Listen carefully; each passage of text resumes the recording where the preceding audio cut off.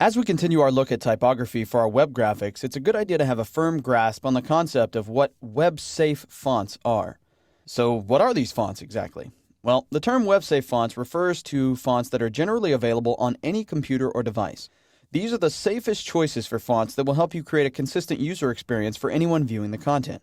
Designing with these fonts also makes it easier on your web developer because they won't have to use any web font trickery in order to get things to display properly.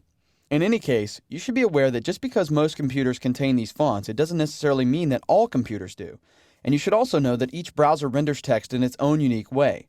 So there is no way to control the type completely when it comes to the web.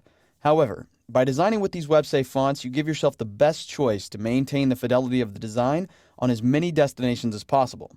When we talk about these web-safe fonts, we classify them into three groups: serif, sans serif, and monospaced. In the serif group, we find fonts like Georgia, Palatino Linotype, and Times New Roman. In the sans serif fonts, we have things like Arial, Helvetica, and Verdana. And then in the monospaced section, we have Courier New and Lucida Console. Now, these aren't the only options that are available to you in these respective categories, but they are the most common fonts, in my opinion, that exist on the most computers. So if you stick to these, you should be okay. But as I've said before, you don't always have to use a web-safe font. There are plenty of ways around that.